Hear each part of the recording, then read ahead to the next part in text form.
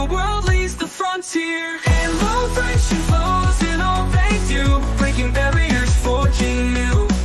A legacy of growth and cheer. Academy of a world leads the frontier. Leads the frontier. Leads the frontier. Leads the frontier.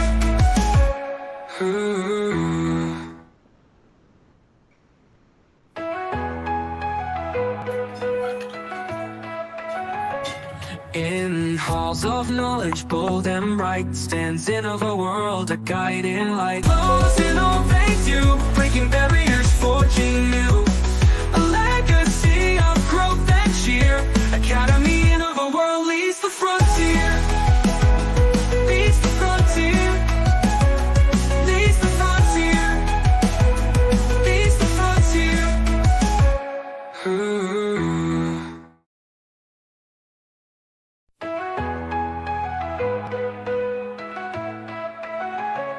In halls of knowledge, bold and bright, stands in of a world, a guiding light. With wisdom vast and skills untold, they shape the future, brave and bold.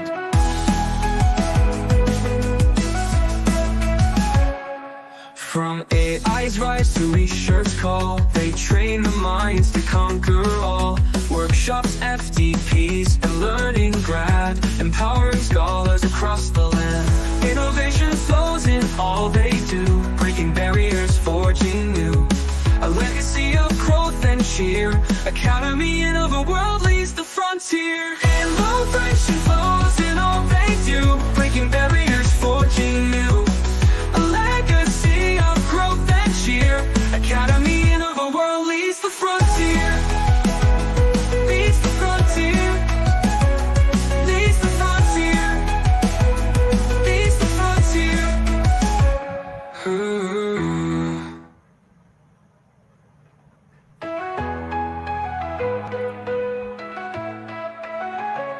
In halls of knowledge, bold and bright, stands in of a world, a guiding light. With wisdom vast and skills untold, they shape the future, brave and bold.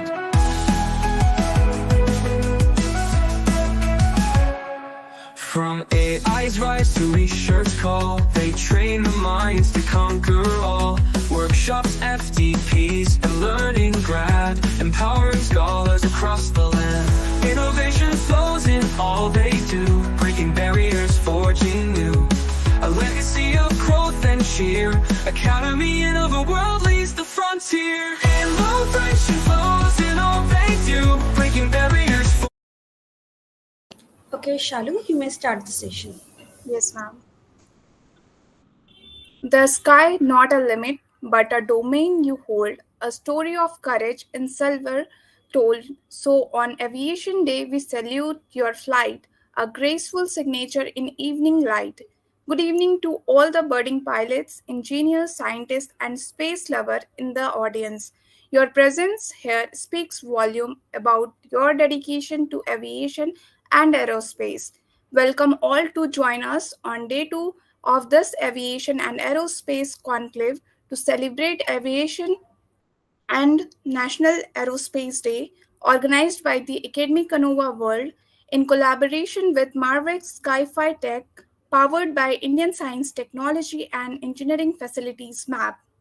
Academy Canova World, it's a hub for research-driven innovation, technical excellence, and intellectual property creation. Founded in 2017 as a YouTube channel for aerospace enthusiasts. It now holds an MSME registered STEM research center organized across India. Recently, Academy Canova World has been declared as India's first private research and innovation hub, which was featured by Republic News and Gujarat Journal. I welcome all the co-members associated today, Dr. Aishwarya Dhara, founder of Academy Canova World, visionary leader, Engineer Pulak Kumar Dhara, Chief Technology Officer and Organizing Chair, former Assistant Scientist at the Department of Atomic Energy, guides our technological advancement through innovative projects and consultancy. Dr. Arunav Majumdar, Research Advisor, whose innovative approach navigate the research landscape. Engineer Ponma Kishan, event manager, provides technical support to handle outreach activities, and a warm welcome to Ainde Marvelous, founder of Marvex, a Nigerian aerospace company, for associating with this event. A warm welcome to today's expert. First, I welcome Chandana Bhagi as a psychologist turned commercial pilot. Over the coming days, you all will explore cutting edge innovation, engage with industry leader, and inspire the next generation of aerospace professionals. Let us soar together into the future. Those just joining, kindly ensure you type your name, department, and institute name in the chat box. Let's make this an interactive and insightful experience. Good evening, ma'am, sir. I invite Andy Marvel, the founder of Marvex, to say a few words.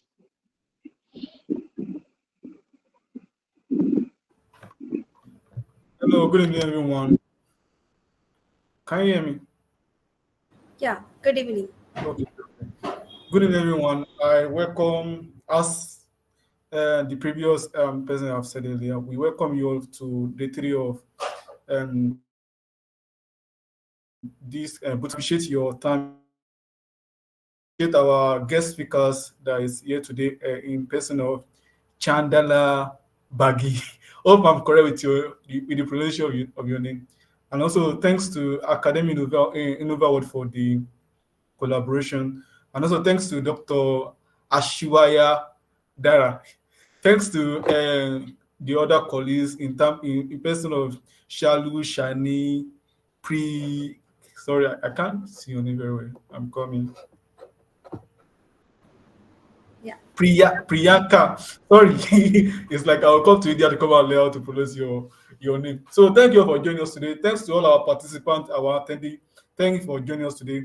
I wish us a wonderful experience today section of the boot camp. Thank you.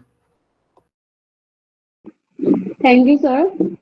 From the mind's intricate, grounded design to the boundless and the open blue line, she charts a new course, merging skills and sensation to strengthen the psyche that grounds aviation. It's my pleasure to introduce today's guest. Chandana is a psychologist turned commercial pilot, bringing a unique and timely perspective to the aviation industry.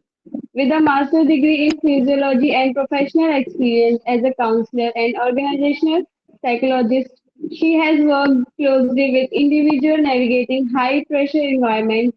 In 2021, she made the bold shift to aviation driven by a deep passion for flying.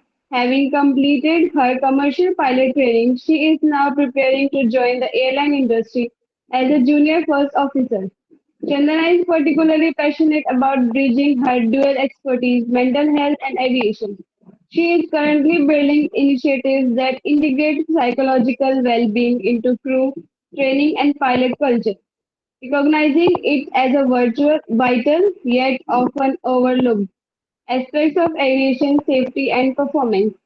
Her work focuses on advocating for mental health awareness among flight crew, reducing stigma, and embedding psychological reliance into pilot training programs. She believes that this interaction is not just important, it is essential for the future of aviation. Dear participants, feel free to type your questions in the chat box. We will address them at the end of the session. Let's give the resounding welcome to Chandana Bhagi ma'am. The virtual stage is yours, ma'am. Thank you.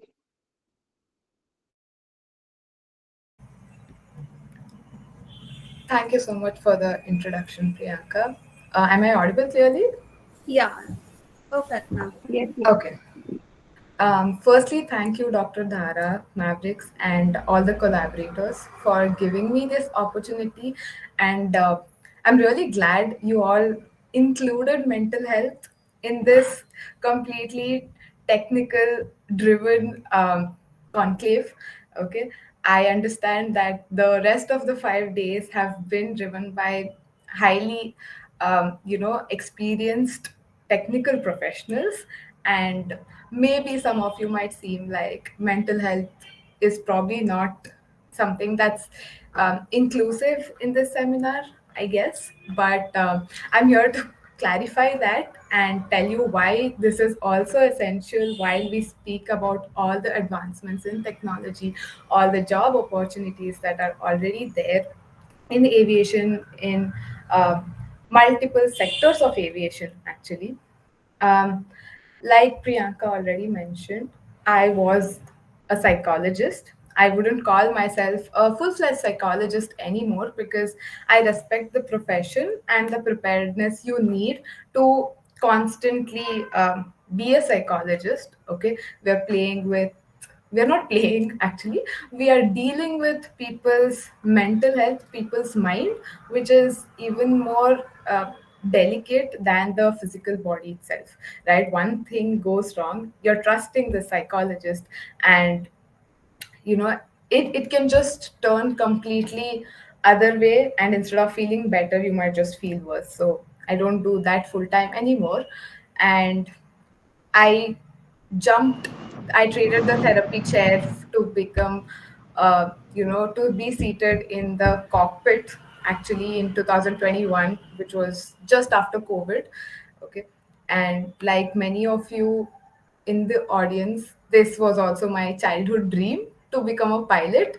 And due to many constraints, I come from a middle class family. I come from a proper South Indian household where working hard, education is the prime thing. So the go-to professions will be an engineer or be a doctor or a lawyer. But because of the same reasons, I didn't pursue being a pilot initially. And eventually, maybe being a psychologist itself taught me that this is one life and you need to pursue whatever you're interested in. Many of you might be pursuing any aviation related course because you're already very interested in it, or you might be dreaming of switching your careers, be it by pursuing a master's next in something related to aviation, or finding a job and enter the field in one way or another, right? So for all of you who are trying to do this, firstly, go ahead and do it. Okay, don't be afraid of anything, but also do it with a lot of courage, a lot of awareness. Whatever you're pursuing next, do it with a lot of awareness. This is the first step of mental health I'm talking about, because pursuing your passion, pursuing your dream, and having the courage to take that first step is definitely one thing. I agree. But especially when it comes to aviation, you need to have a very strong mindset. Not just because the profession itself demands it, but also there are a lot of challenges in the path of pursuing this profession. And I'll come to that throughout this session. And at any point, if you have any doubts, please feel free to type in the chat box and ask. I'll try to answer as many of them as possible. Okay. And yeah, we'll just begin the session. I'm going to give you a brief overlook of what mental health in aviation means in the first place. Okay. And then we'll take it as your questions come. Just a second. Let me just share my screen.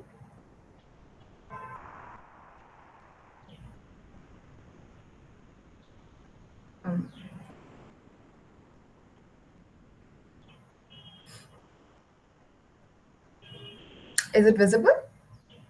Yeah, it's visible. Okay, perfect. So, first of all, post COVID, I think most of us have heard the term mental health slightly in a more positive way than before, because definitely before COVID, though, mental health means you must be crazy, you're probably, super sick, you need to go to a mental hospital and get admitted there. That was the idea, right? But post COVID, we realized, okay, it's not, it need not be that extreme. It might be something as simple as stress, right? But anything, stress, anxiety, all of it, when it hampers your daily functioning, becomes an issue. right?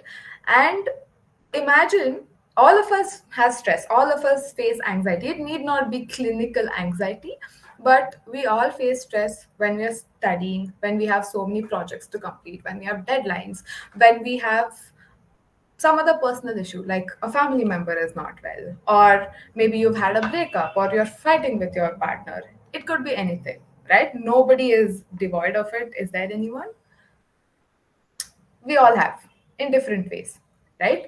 So COVID taught us that this can happen at any given point of time in your life.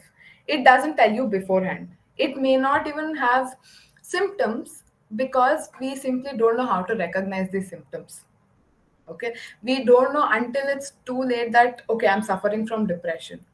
Now imagine taking all of this to 38,000 feet with 200 lives that are dependent on your capability.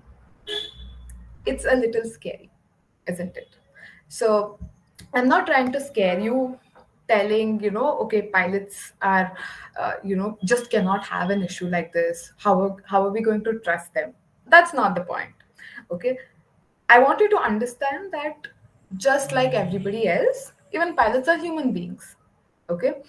The problem or the challenge here is pilots have a slightly more demanding job than others because we are up in the air, we are on our own, and we have so many people trusting us.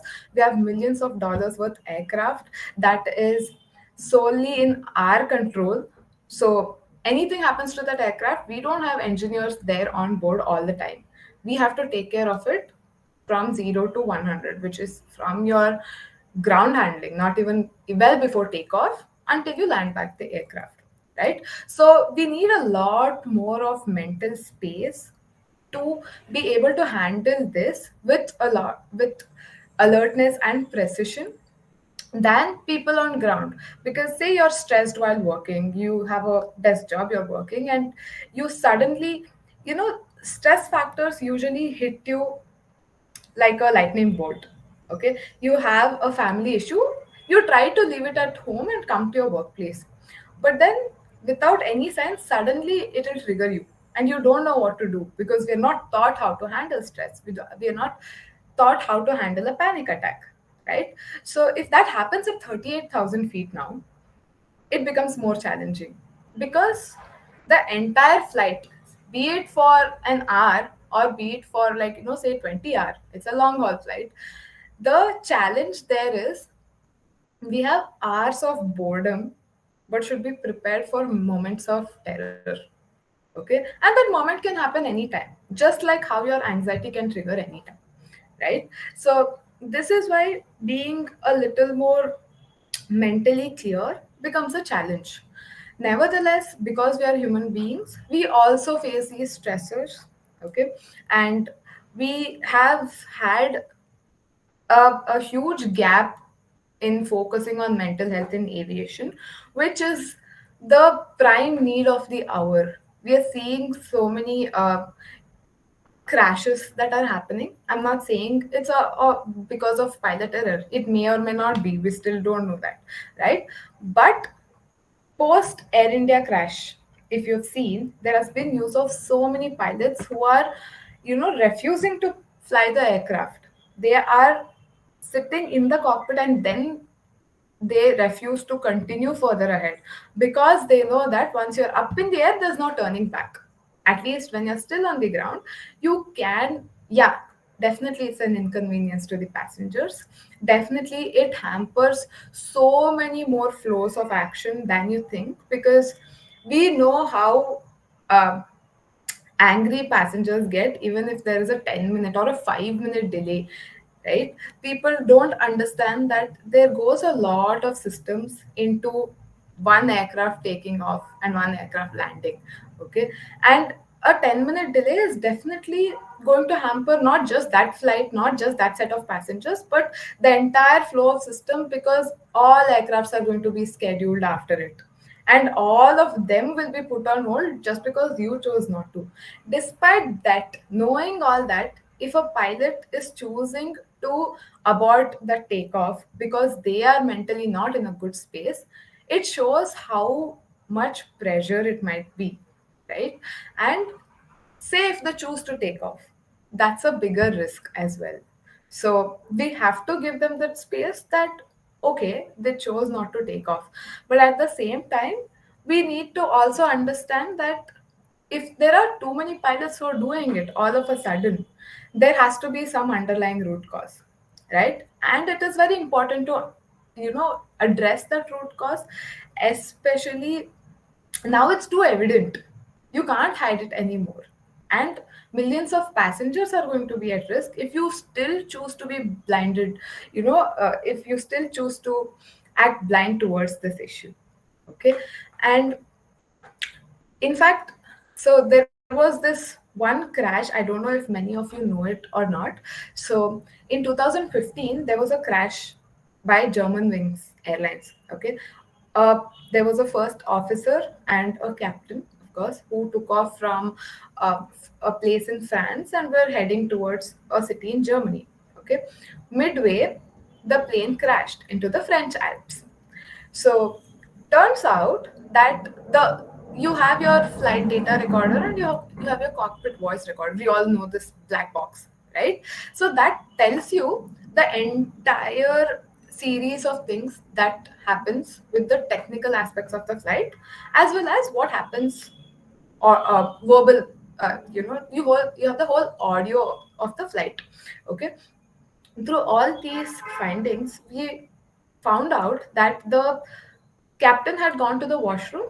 Okay, back then there was no rule that of two people cockpit. Okay, currently post this crash, actually all over the world, it was made, all the aviation authorities made it compulsory that at any given point of time you have to, yeah, I just zoomed it for it to be seen better. So sorry. So um, yeah, I was saying that today there's a rule.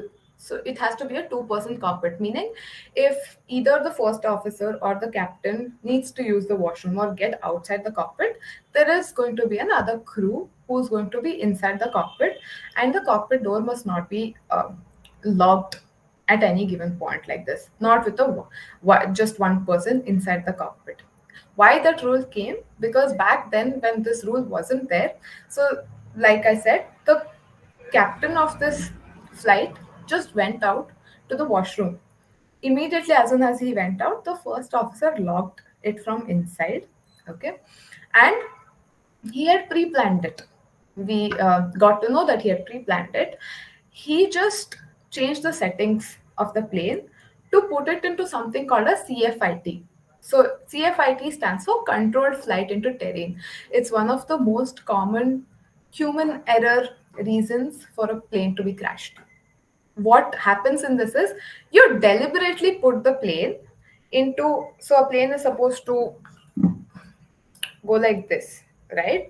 So you deliberately put it in a slightly pitched down attitude and you just leave it. Nobody realizes because there is no change in gravity at all, because your body gets accustomed to very slow descent, right? When you're coming down in a commercial plane, you don't realize that you're descending very evidently most of the time, right? So you just do, and he did that while pa- through the way there was the Alps, which is a huge series of mountain, right? So it just went and crashed. The captain realized that something's happening as soon as the door was locked and he couldn't come in.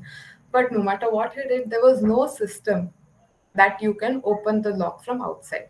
Okay, we it was designed that way so that there is no nobody should intervene in the cockpit. No, nobody should try to hijack the cockpit.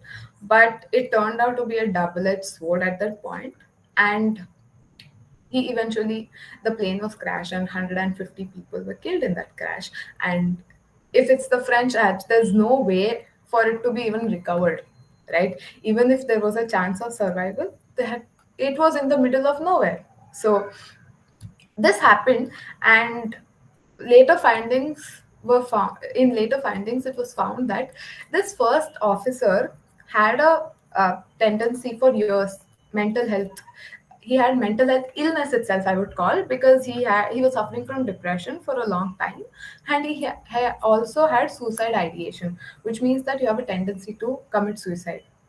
Okay, and this happened for years. He was thrown out of his previous workplace, and the problem back then was every counselor has this rule that you're not supposed to tell out your patient's issues. Okay, so this is called confidentiality, right?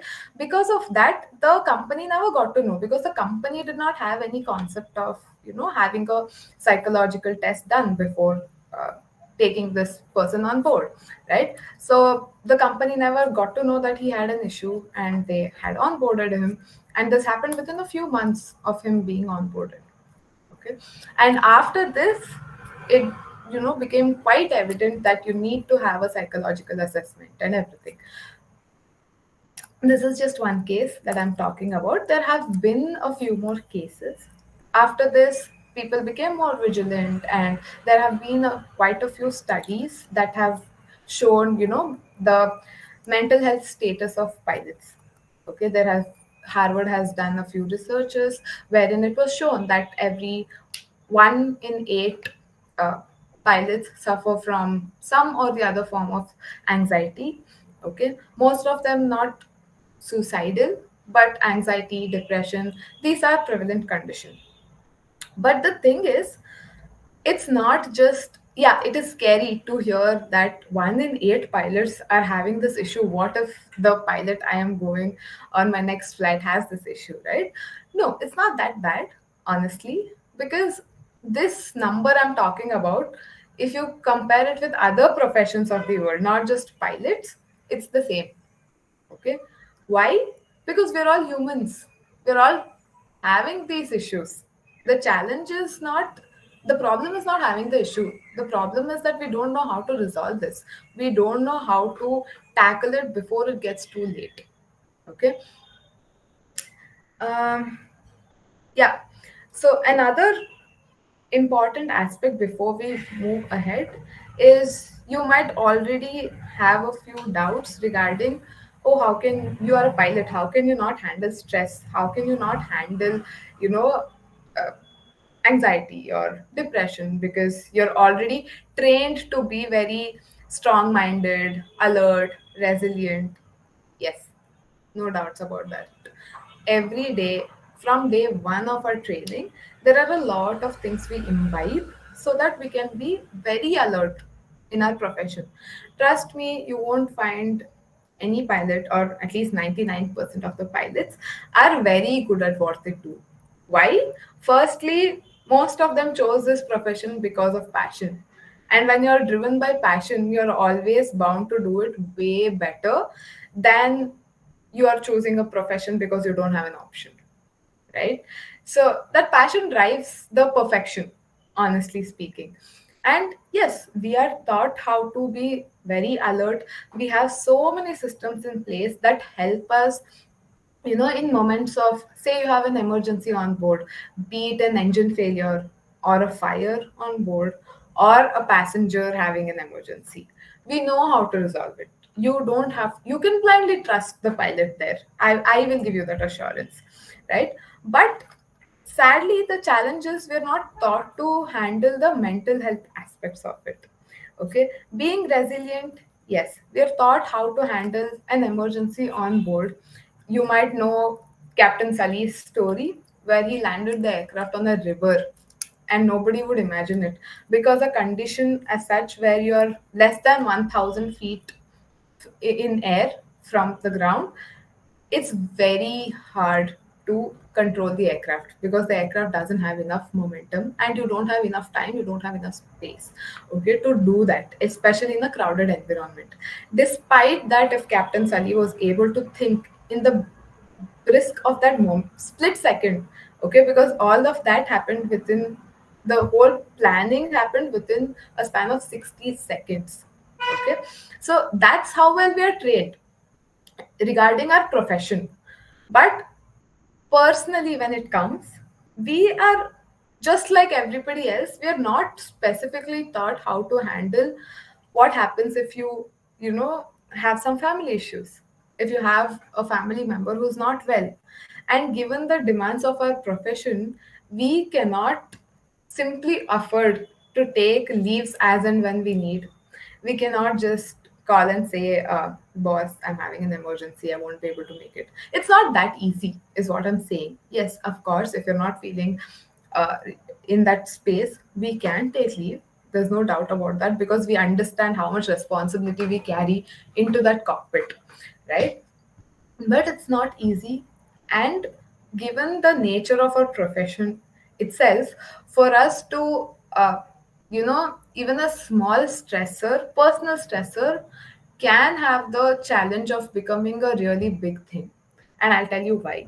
Because our how we are designed as human beings is not, we are not separate in terms of physical health, mental health, spiritual health. When we speak about health, it's a holistic term. We need to have this mind body connection in place. It has to go.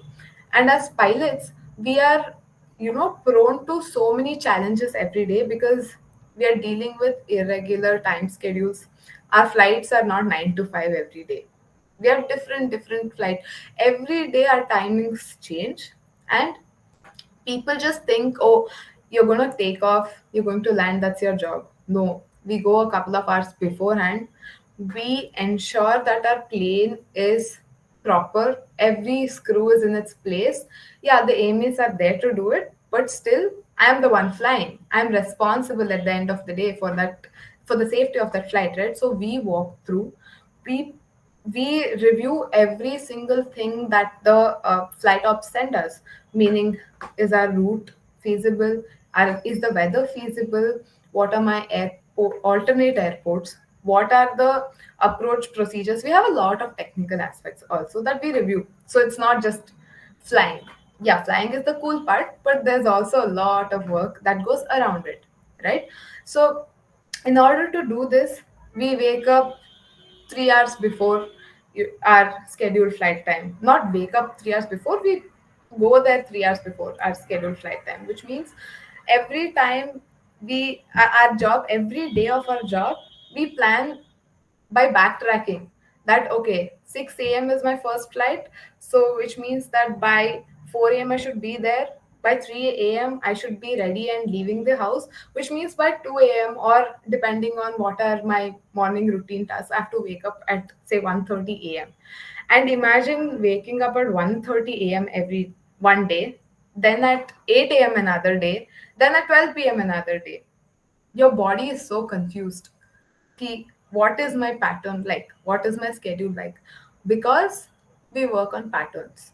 We have something called as a biological clock, and that needs a constant schedule. That needs a rhythm for it to go in a flow. We are hampering that every day. That in itself, and when you're physically having a lot of challenges, mental challenges just um, become more. Okay, one small thing will trigger a very big stressor inside, because your body is constantly battling between your primary needs, which is sleep, food, a regular habit pattern, and at that point your mental needs become secondary. So what do I focus on? It becomes even more challenging, right? So for us, nutrition, sleep, all this are things we still learn actually to balance out properly, so that we can keep ourselves in check most of the time at least. But despite that, mental health is an issue, because we don't know how to keep that in check, and we don't know what our trigger factors are. That takes a lot of self work, right?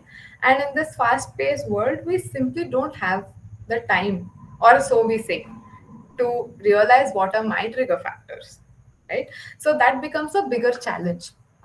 And some other challenges regarding our profession specifically is, we fear losing our license, because there is a lack of system in place regarding mental health. So if I open up, be it even for physical, you would all know that for a pilot, your medical is very important. It's as important as your license itself, because you're even 1 minute that pertains to your medical license being invalid, you're no more a pilot. You cannot fly, not even for a single minute after your medical license lapses. Right? So we are afraid because physical health you cannot hide.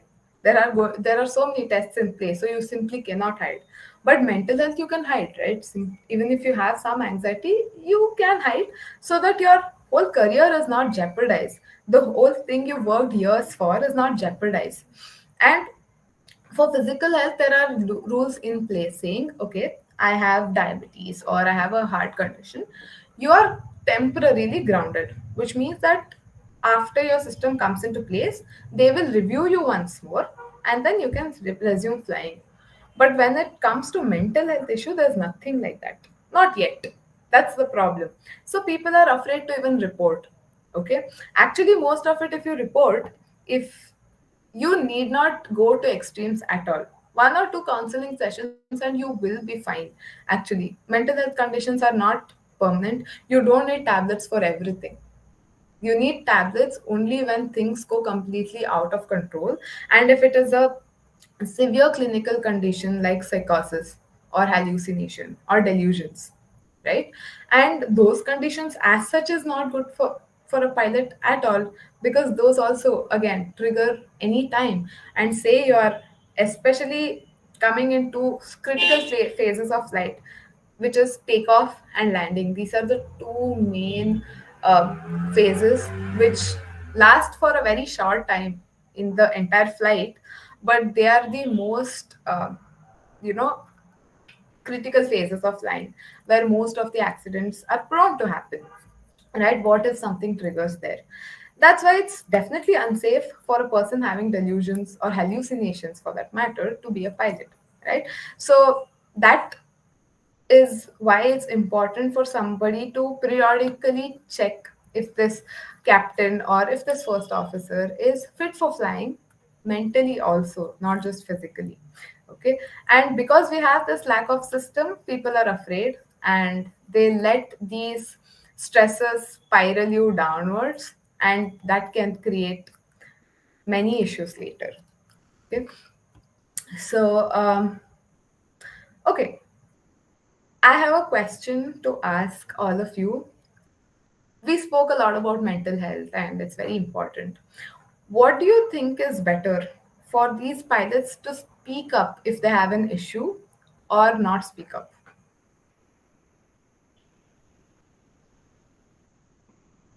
I think we will have around 20 minutes delay of the session. Okay, So let's just wait for a couple of minutes. sure, sure.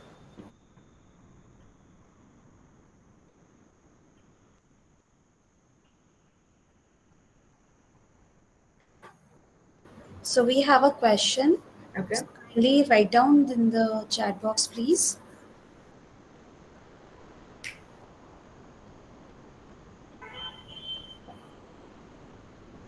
Okay. Meanwhile, is it okay to get some question? Some of the participants having some question. Is it okay, or we'll take up in the end of the session? I think we can take it at the end of the session so that I don't break the flow and not get Yeah. to my point at all. But if there's anybody who wants to speak about, is it good to speak or not speak about mental health as a pilot and seek help, I would want to know I that. have dropped a message of seeking help. Okay, Yeah, only one message we have got as of now. that's fine. Yeah.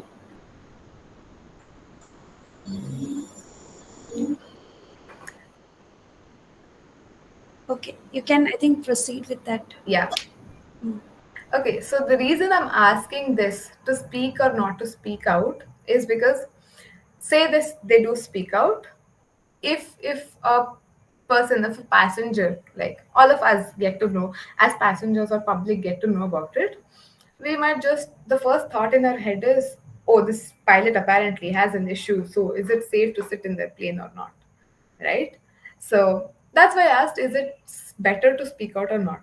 But if they don't speak out, then it is a even bigger issue, right? They have some issue and they're not allowed to speak out, which means the issue can get worse.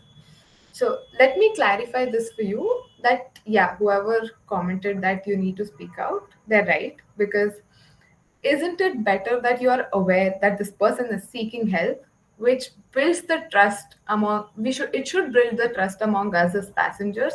Because if they're seeking help, it means that they're definitely going to be way better, and they're mentally more capable as compared to somebody who's hiding it out, who's not seeking help. Okay.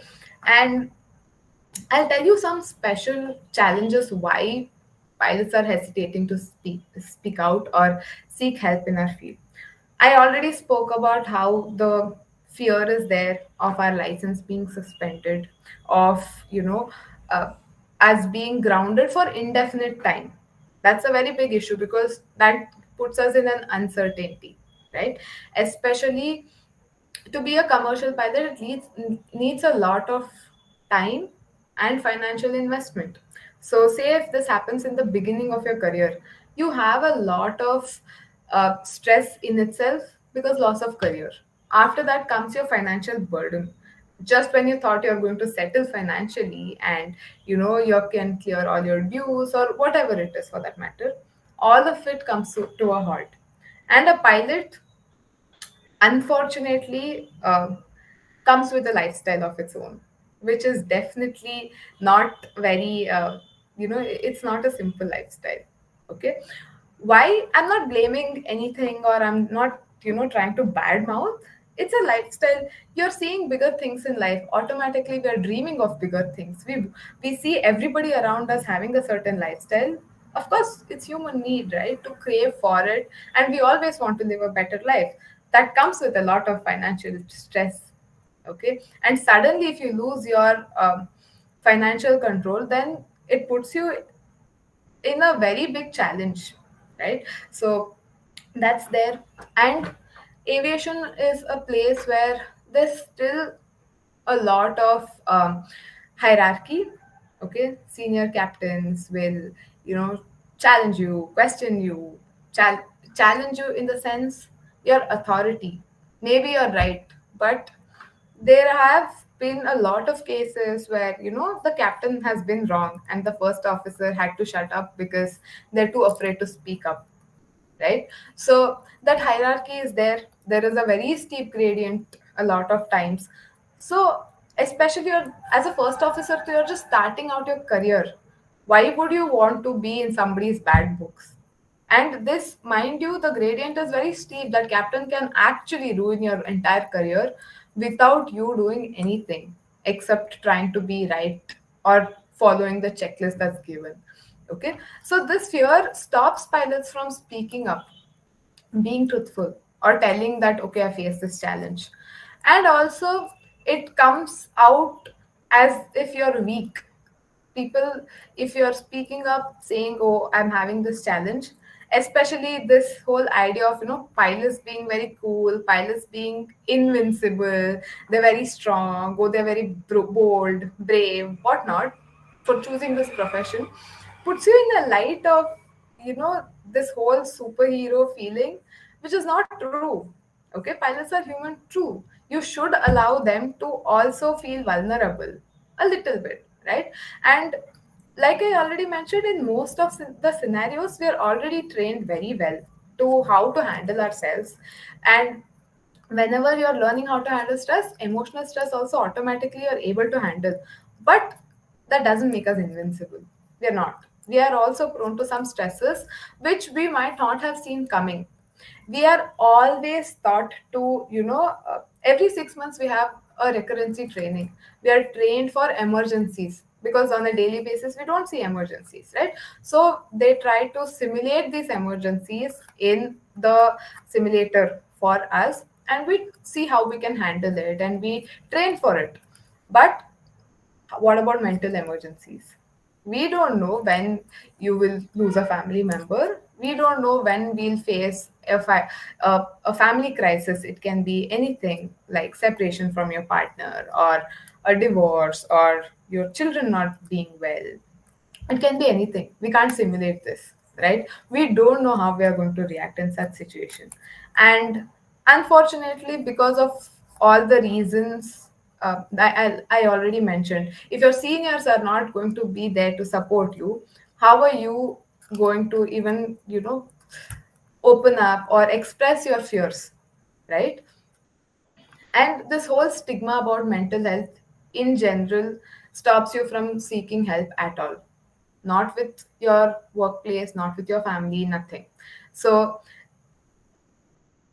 apart from this, another issue is because there are no systems in place, people automatically consider that, having a mental health challenge itself is uh, deemed to be that you're crazy.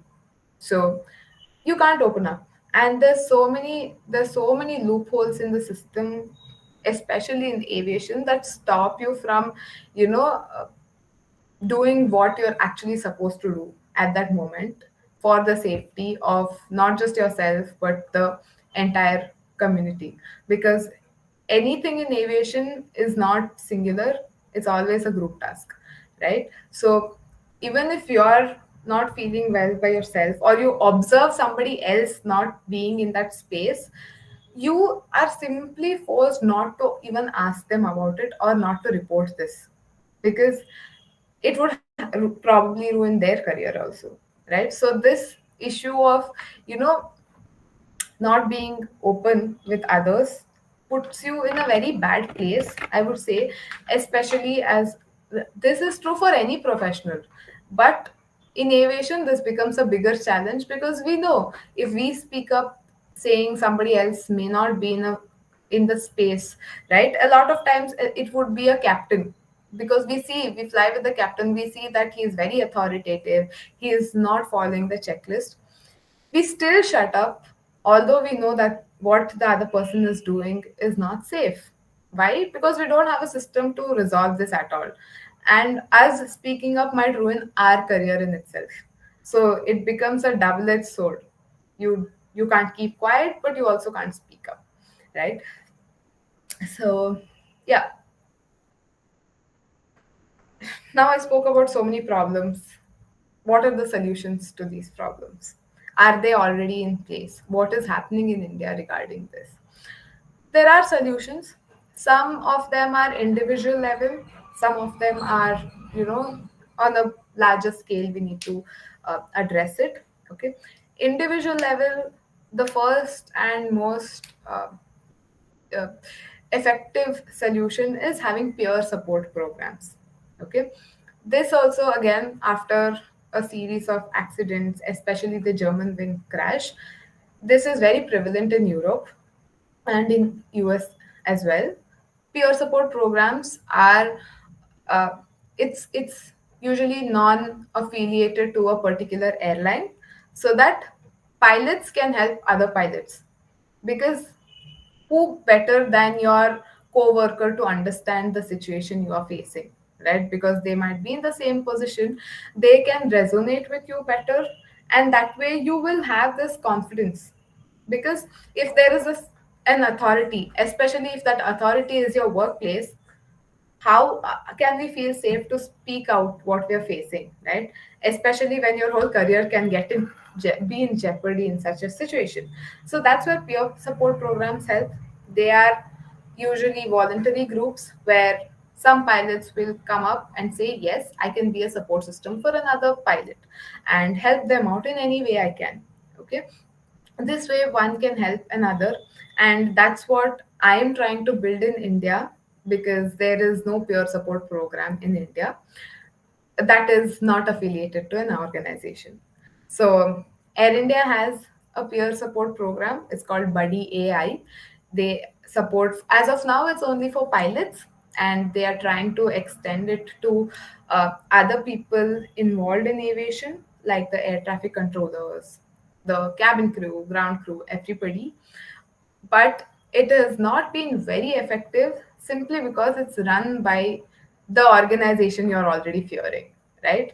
I'm not saying Air India is the fearful organization, it can be any company. Or say if your college is asking you to, speak out whatever you're facing, And the rule is that the college will terminate your admission if you are found to have any mental health issue. You're not going to open up to them. Why do you want to lose your admission, right? Same thing goes here. And that's a problem which it has become a personal agenda for me, because after coming through this journey of psychology into aviation, I realized how big of a gap it is and how much the need of an hour it is. Because as a pilot, I understand why the pilot is not opening up. But as a psychologist, I want to make this space so that they can open up and it benefits everybody, the pilot, their near and dear ones, as well as the community in whole, right? Imagine saving millions of dollars worth aircraft and hundreds of lives because one pilot is mentally, at a very good place. And this can snowball actually. If one person is seeking help and feeling better because of this peer support program, they will tell others, and it can snowball and help all the pilots out there, right? And we need this support system actually for every profession, because if we are not supporting our own peers, who else, right? Because the authority is only focused on running their business. They want to just keep flying as much as possible. They want to utilize their pilots to the fullest potential. Are they wrong? Not really, because that's their business. So, what should we do? We need to do what's right for us as well, and not just blame the system or keep waiting or rely on another person or an organization to come and help us. I think we are more sustainable than that, right? Another way, as an individual, how a pilot or any of us, actually, for that matter, especially if you're keen on entering aviation, it's a very highly stressful, challenging environment, and precision is non negotiable. Every screw has to be in its place. The weather has to be perfect. So you need to ensure that the flight plan is perfect.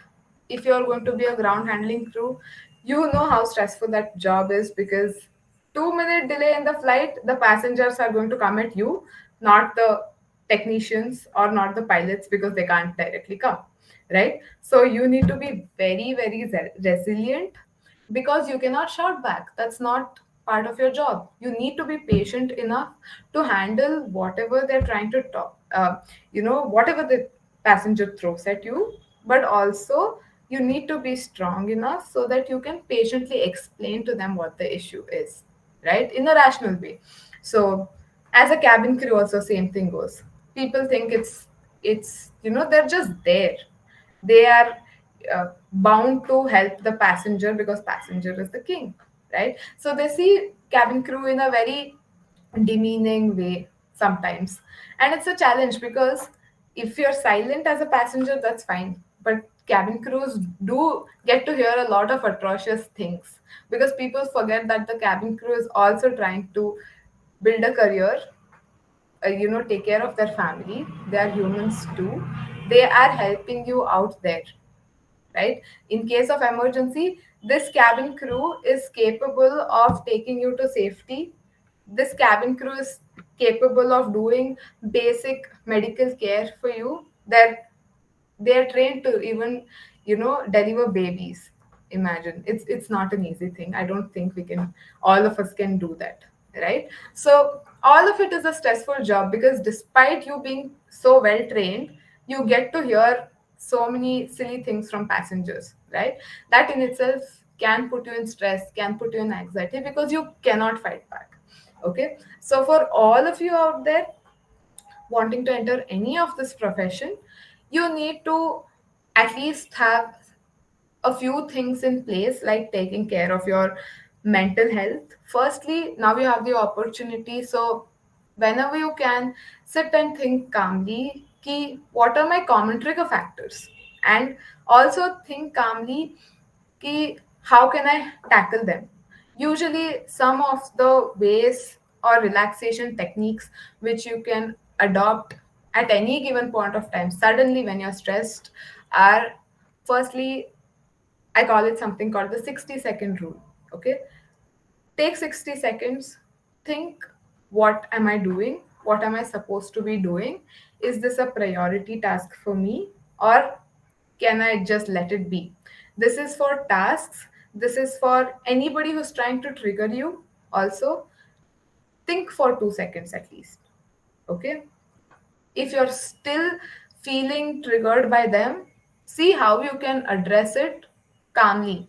Because every time you shout back, you're also not just harming the other person, but yourself more. Okay? You cannot let yourself feel so stressed, feel so vulnerable, because it can go wrong for you as well. Right? And this is something you can do immediately. Okay, whenever you have any stressful situation, take 5 seconds, think calmly, then use the rest 55 seconds to strategize what you want to do next. Okay, that will help you ease most of your stress and teach you how to handle. Okay, a few other things are using the box breathing method. You can Google what it is. Various breathing methods you can use. Every time, just taking deep breaths, holding it for 5 seconds, and letting go. These are simple tasks that can help you relax. Okay, that the moment your nervous system calms down, you're able to think a little more clearly, right? So you can use these methods.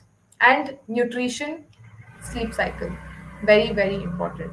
When I say sleep cycle, I know once you join the profession, you may not be able to sleep, say 10:30 to 5 a.m. or 6 a.m. every day. You can't.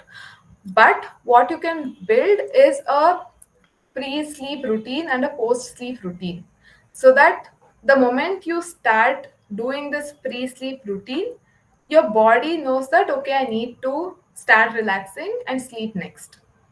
And that post sleep routine would help you wake your body up at any given point of time.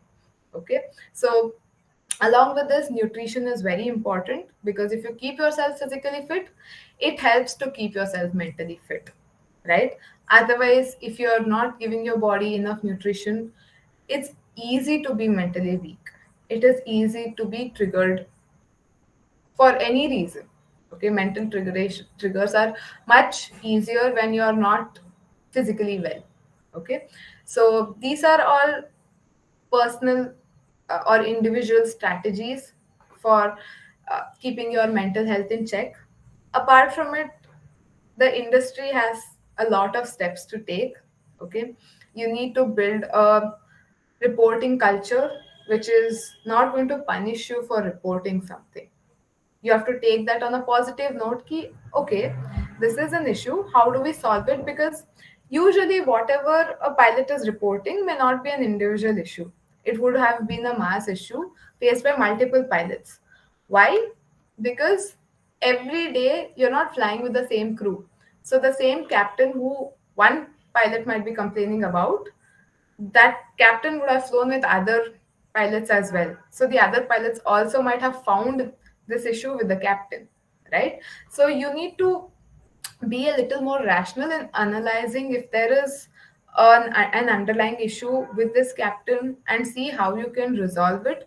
Because maybe technically as a captain they're good, but personally, if they're not approachable, if they're not being compliant with their co-pilots and are making the cockpit very hostile, ultimately it's not going to be, a positive outcome, right?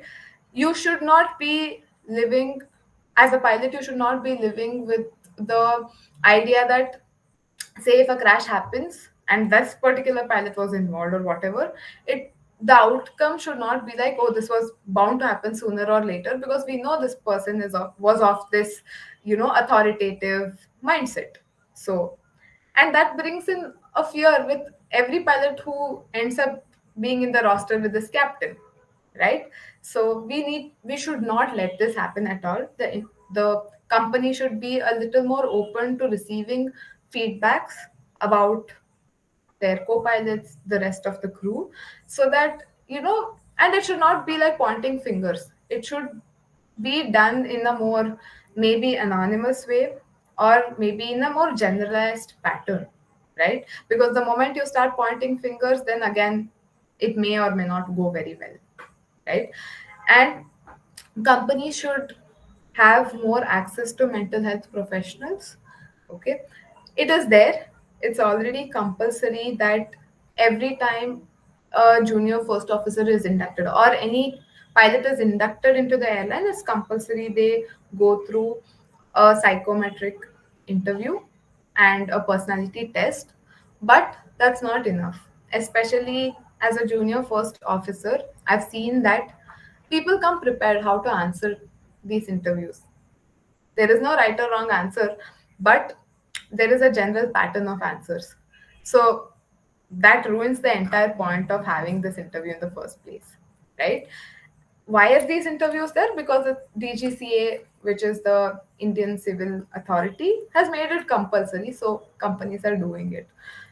It's sad that the whole point of having these interviews are, gone because of all these preparations for it, right? So there has to be more access to professionals and more tests in place that can not just review you when you're joining the company, but also periodically when you're in the company. And another thing is training and awareness. So, if you are openly talking about mental health to your employees and keep giving a support system to your employees, they might, it's not going to happen overnight, sorry, but over time, they might feel the trust in the company to open up and speak about what they're facing. Okay. And there should definitely be some policy changes on a larger scale, because the DGCA doesn't have any policy pertaining to mental health. People are, people don't know what can be the outcome of their actions, what can be the outcome of seeking help. There are people who are seeking help personally, without informing the airline they're there. That would help, but not always, right? Because many of us actually don't know when to seek help, because we don't know what is the level of issue. If it's say fever or something like cancer or a lung infection, whatever it could be, at some point we are seeing the symptoms being so evident, so then we go to the doctor. But in mental health, even if we see smaller symptoms, we don't realize. Say you lose your focus, say you're not able to think clearly, we have so many reasons to attribute it to, saying, oh, it's just today, or oh, I'm having stress. We just think that our daily lack of performance itself is a stressor. We don't think it might be other way around, that we have something stressing us, that's why we're not able to perform every day at our uh, optimum levels, right? So there's a lot of uh, issue there in recognition itself, which means that we need external help to help us recognize what are the issues we might be facing. And for that, we need a policy that can help all this happen freely. If somebody is saying, oh, you lose your license and years of hard work the moment you even seek a counseling session, of course nobody is going to do that, right? So we need a policy that brings in this trust. And in general, we need family and the public supporting pilots as, and seeing them as humans and not just invincible. We are vulnerable too. Yeah, we can handle things better, but don't see us as if we are superheroes. We are, professionally we are, but also there's a human side to us, right? So this is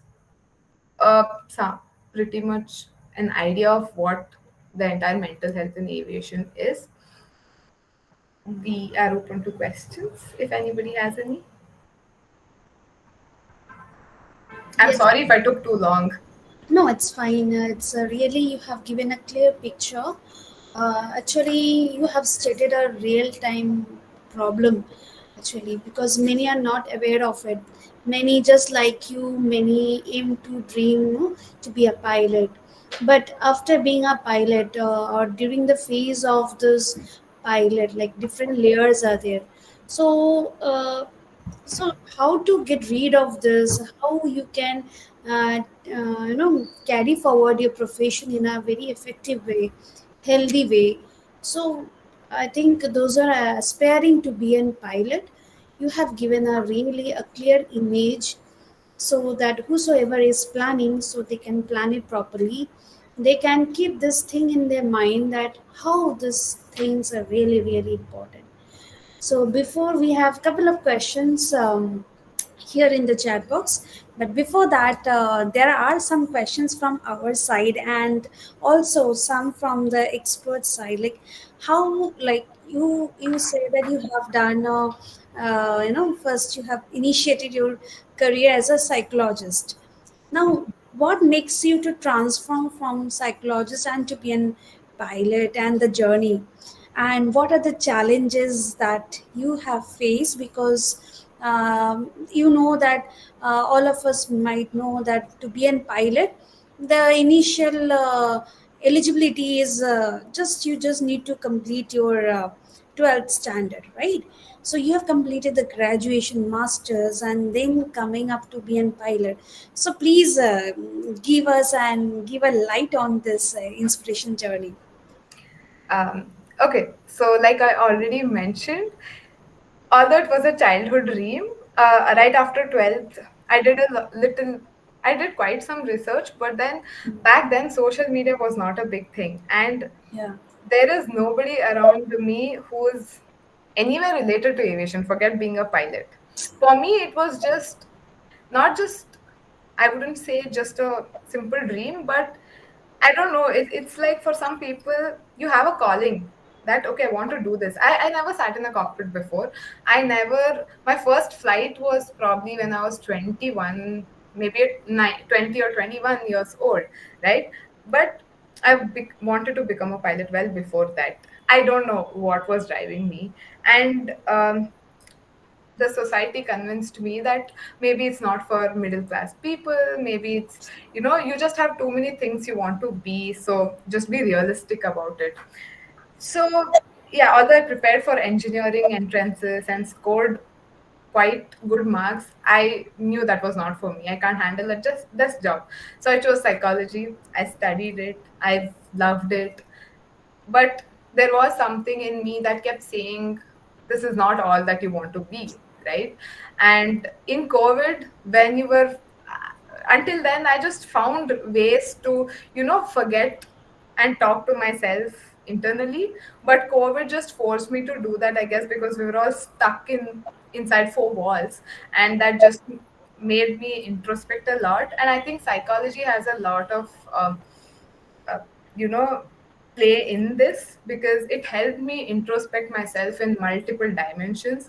It made me question what could be the possible challenges. I had a good career in psychology because that again has been a very booming field, right? So I questioned all of it, and I had only one thing in my mind, because that if you don't try it now, you'll probably never get to try it, because the older you get, you also have a lot more challenges and you have more responsibilities, right?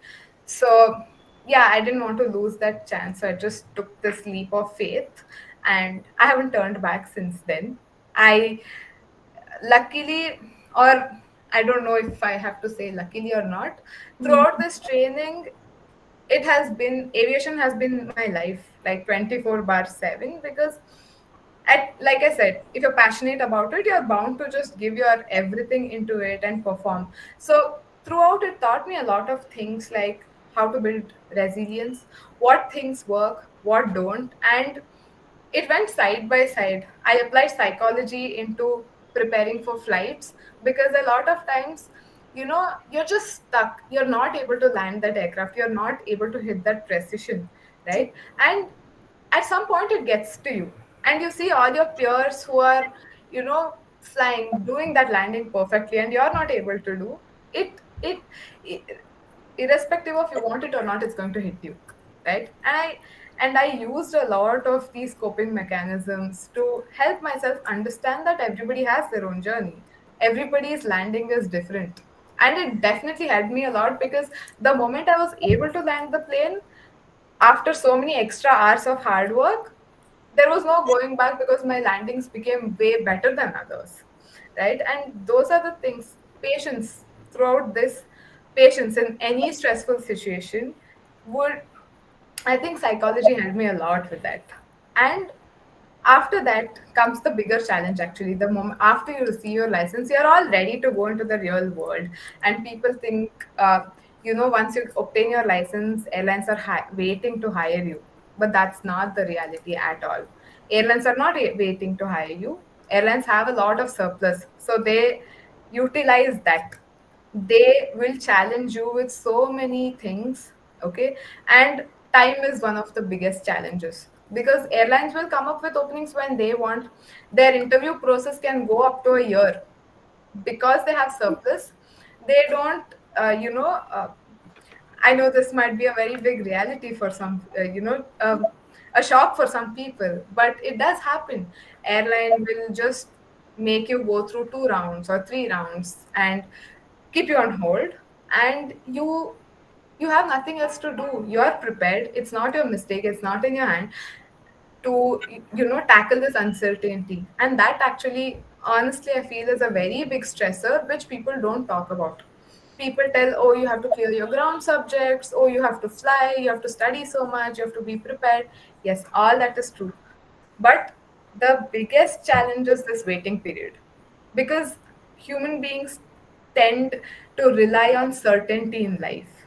The moment you're hit with uncertainty, you don't know what to do. You are stressed for no reason. Nobody can convince you to not be stressed at that point. You need to find a purpose. You need to see what works for you. You need to find ways beyond, because at that point all you want to do is fly an aircraft, because that's what you have trained to do, that's what you want to do, that's what you're passionate about. But life will force you to see other aspects also, right? And yeah, I'm in that phase of done with my interviews and everything. I need to start my training with the airline, but it's on hold because of a lot of reasons. The airline puts you on hold, it's not you who's on hold, right? That gave me time to think about how big of a gap mental health in aviation is, and that's been my purpose since then, to bridge the gap, because tomorrow, yes, I'm going to go fly, and after that I know how hectic the job is. It gets busy, but while I have the time, I think it's my duty to bring in whatever knowledge I've gained over the past few years to bridge this gap and make things probably a little better for everybody.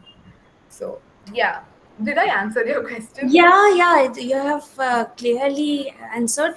And during this conversation, we learned a few more things. That we thought, okay, we have applied, and pilot having a very good.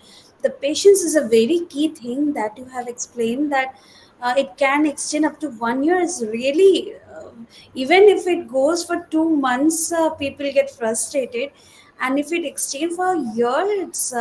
Hats off to that pilots. So one more thing that triggers my thought, that what kind of gap can you find, like when you're into a training, you're getting training through simulators, right? Correct. Particular aircraft simulators and the real time. So can you just give some brief, like for a newcomers or the upcoming aspirants for them? Okay, so when we talk about simulators, during your training phase to obtain the commercial pilot license, yes, there's a lot of gap between how the simulators are going to be in real time, and mostly you will do real time flying. But the thing there is, you have an instructor, and it's more like a, you know, cordial relationship, a friendly relationship, as compared to what happens in the cockpit, right? And once you join the airlines, they'll put you through this thing called type rating, where you learn how to fly the Airbus or the Boeing, the bigger jets, right? During your type rating, also, there are going to be line training captains, and there are going to be, uh, you know, a qualified captains. But the thing is, you're flying with them every day. There is a lot of challenge that they are going to be quite rude to you. They're going to test you how stressed you can get, mentally stressed you can get, and everything. But all that, after a point of time, what happens, you're seeing the same face every day, so your mind kind of gets habituated to it. But and the simulator is so good that in you won't know what is the difference when you're flying an actual aircraft versus such simulators. They're that good. They're perfect.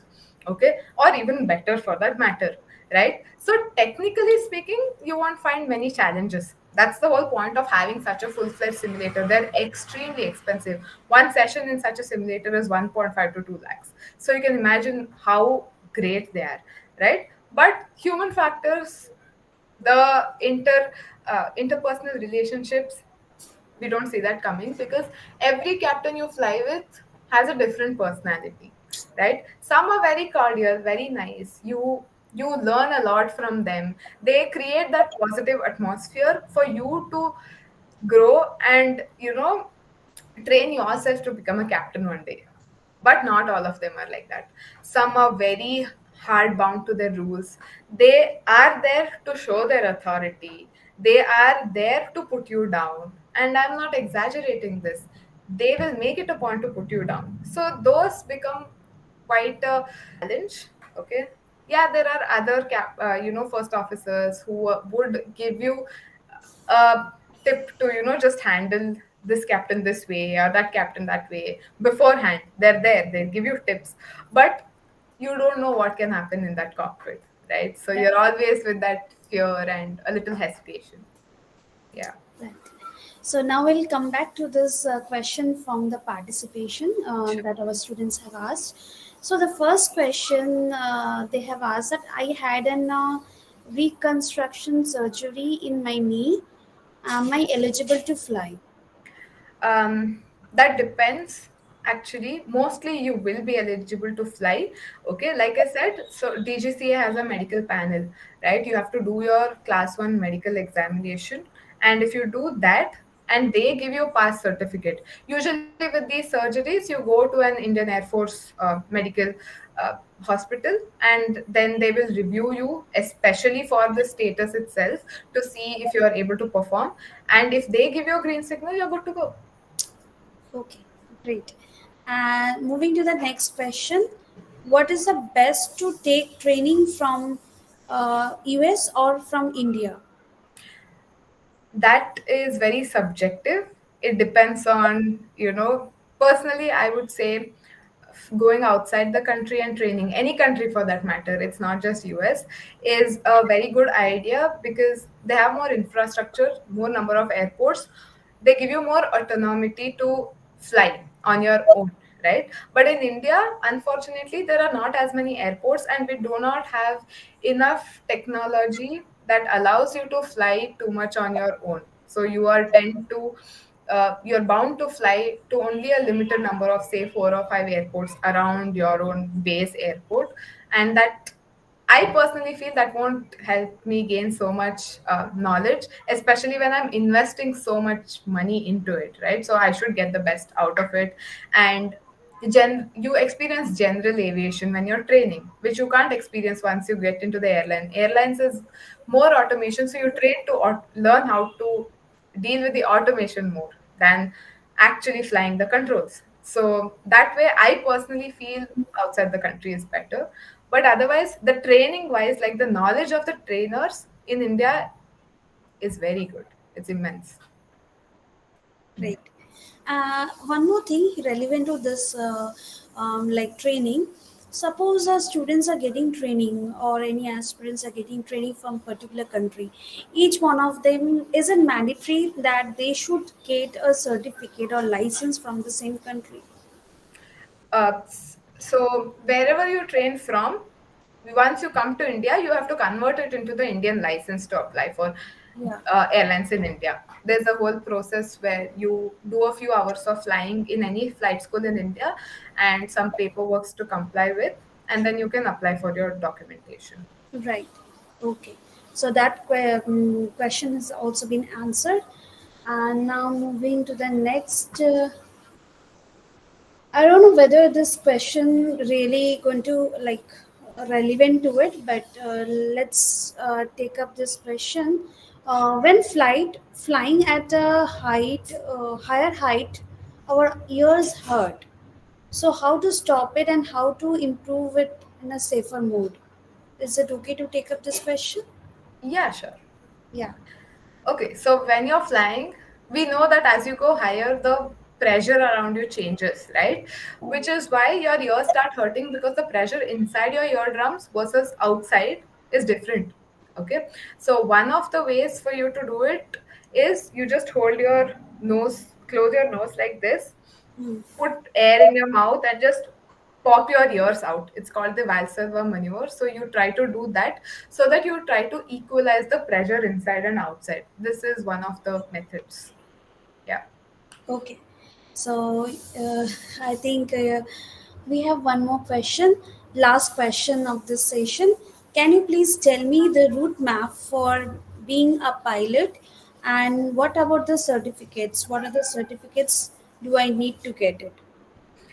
Okay, so if I have to explain briefly, it is you have to finish your 12th physics and maths, and then you can join any flight school. Some have entrances, some don't, and start your flight training. Side by side, you also have to clear some theory papers as well.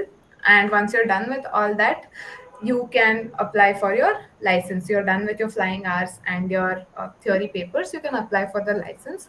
And yeah, you'll have this commercial pilot license, which gives you the freedom to apply for airlines or charters, or you want to be a flight instructor, anything after that.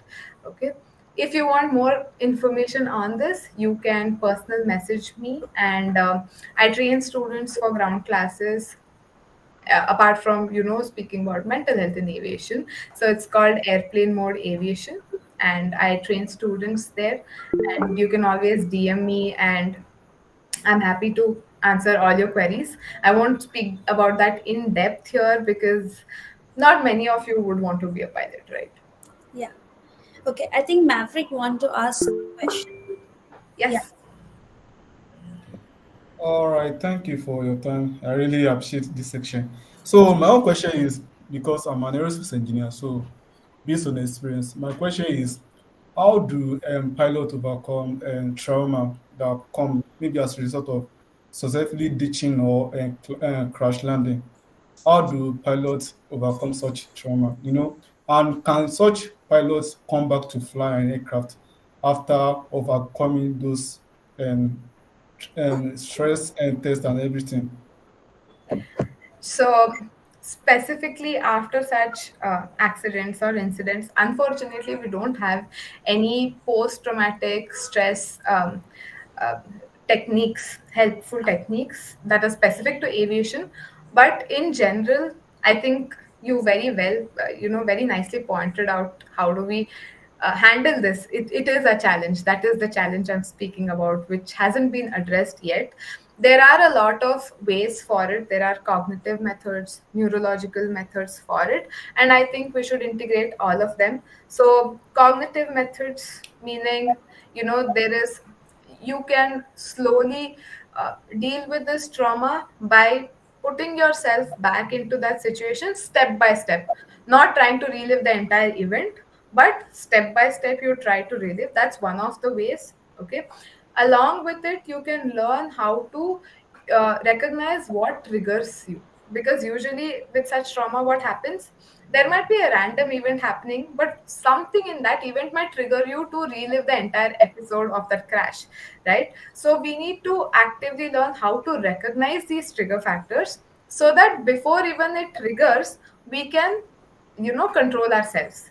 We can see how to maybe when we are sensing that, okay, I'm going to be triggered now, we can just take a deep breath and try to calm ourselves down. Or we can just, initially, doing such relaxation might be heavy, so we try to change the whole scenario around us itself. We may just walk away from that particular situation, right? So it's a step by step thing which should be put into action.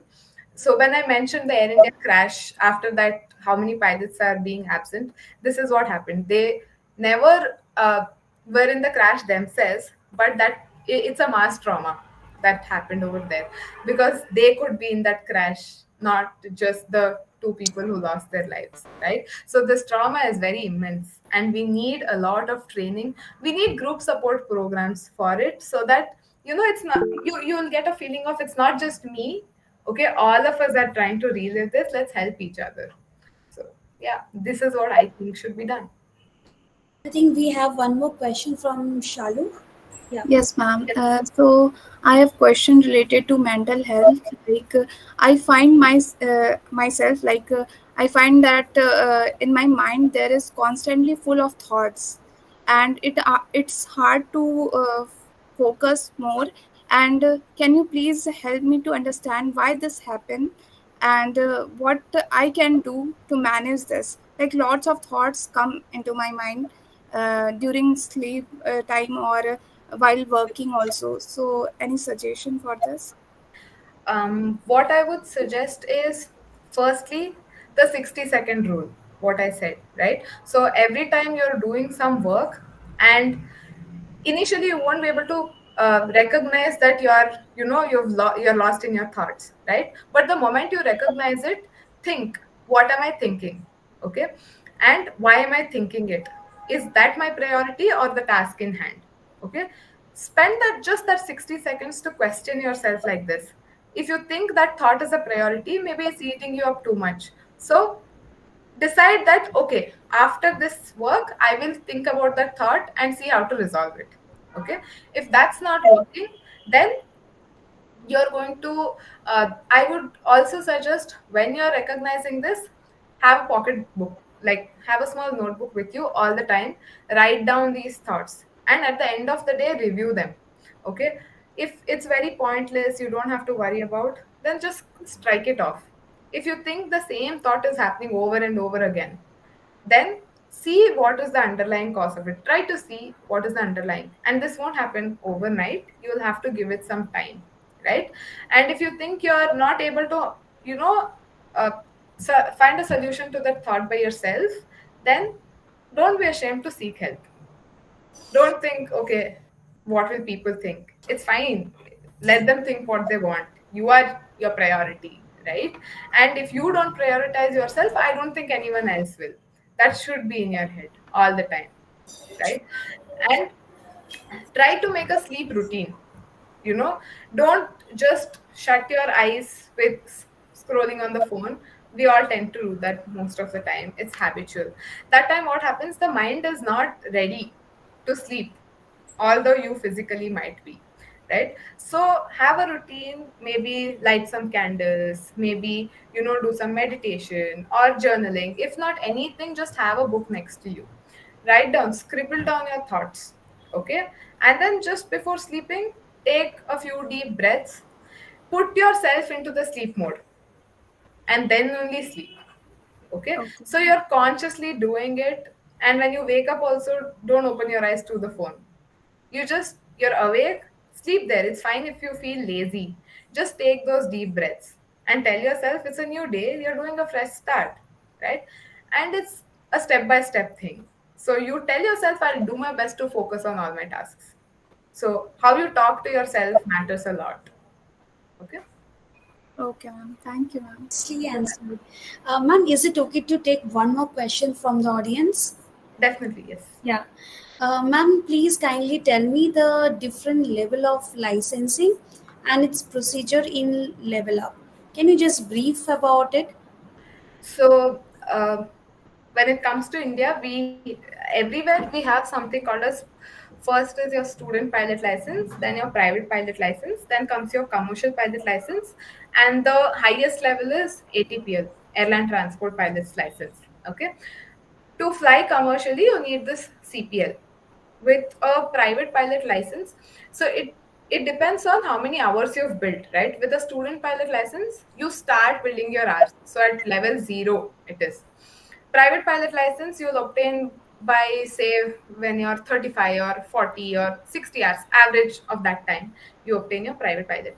With that, you cannot work by taking money. Basically, you cannot do it commercially. You cannot be hired by anyone, private or anything. You can do that as a free thing. You can just do it out of goodwill to somebody. You can go do the flights. That's it.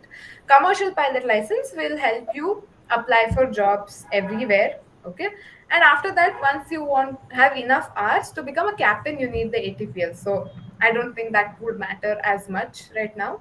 But yeah, you need a CPL. Even if it's a private charter, you need the CPL. Without CPL and something called as a multi-engine rating, you need that multi-engine rating. And there are few other ratings also called as instrument rating. And these are the primary requirements for any job to be applied. Yeah. Thank you so much, ma'am, for clarifying and giving us time.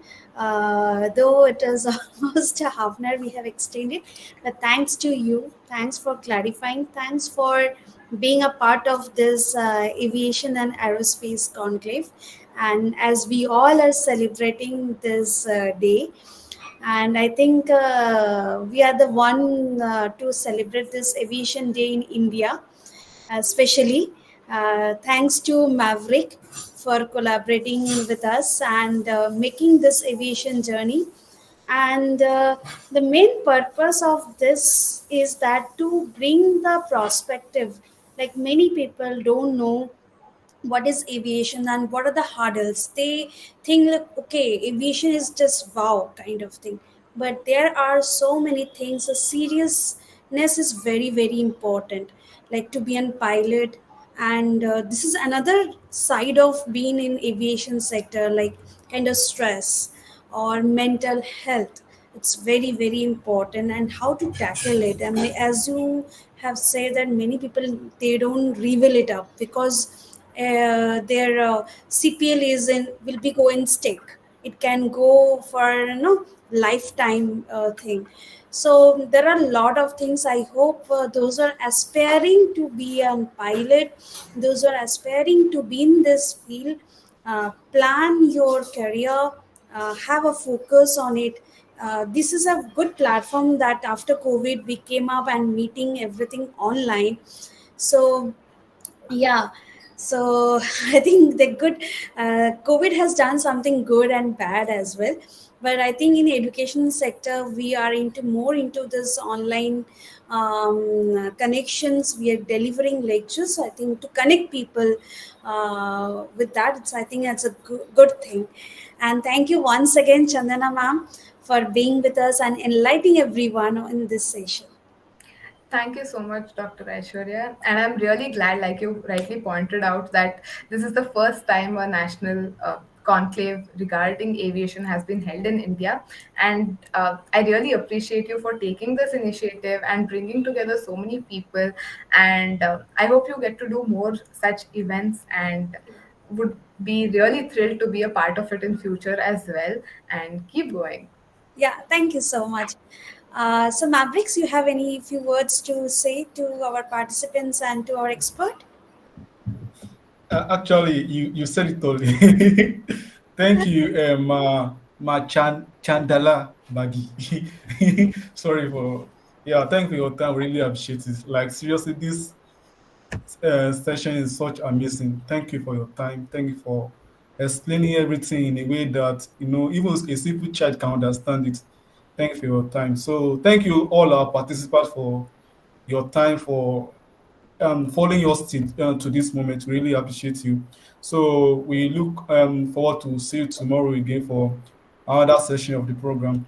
And also, I would like, maybe I will message Dr. Dara to connect with Madam Chandalia Bagi Yeah, for, because we have a program that's coming up by November, International Space Technology Convention. So we'd like you to be there also. Thank you for your time. Really yeah. appreciate it. Thank you. Thank you. Yeah, I think many of the aspirant pilots wanted to connect. So please, you can reach her through LinkedIn. The same name is there, Chandana Bagi. So you can just connect him directly over there. Yeah. Thank you so much, All ma'am. right. Thank you. Good All right. night. Thank you. Thank you so much. Good night. Yeah, good night, everyone. So thank you everyone. Thank you Shalu, Priyanka for being with us, and thank you PK Dhara for being with us and supporting this event. And participants, there's I think feedback link is already active in the chat box. So please don't forget to fill up the feedback form before you leave the session. So thank you again. Thank you everyone. So tomorrow we have another session It's about space law and its governance is something we are now, after aviation we are now moving towards aerospace to celebrate about it. So I think many of you don't know like what are the space law and how to lead forward. So tomorrow's session is another interesting coming from foreign country, and so stay tuned with us tomorrow same time 6:30. Thank you everyone, good night. Good Thank you, night. ma'am. Thank you, sir. Thank you. Thank you. Thank you. Good night. Good night.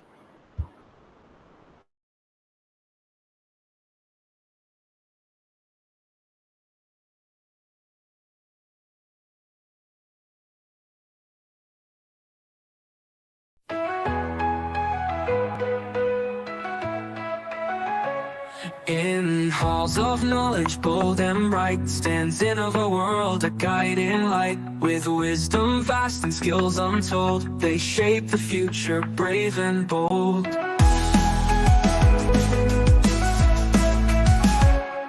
From AI's rise to research call, conquer all.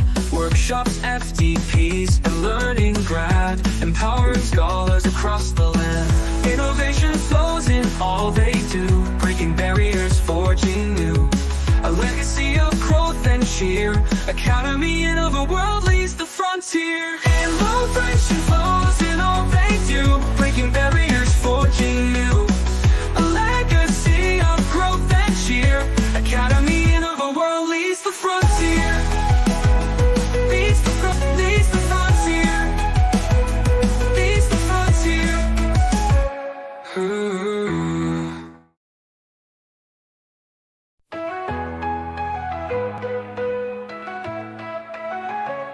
In halls of knowledge, bold and bright, stands in of a world, a guiding light. With wisdom vast and skills untold, they shape the future, brave and bold.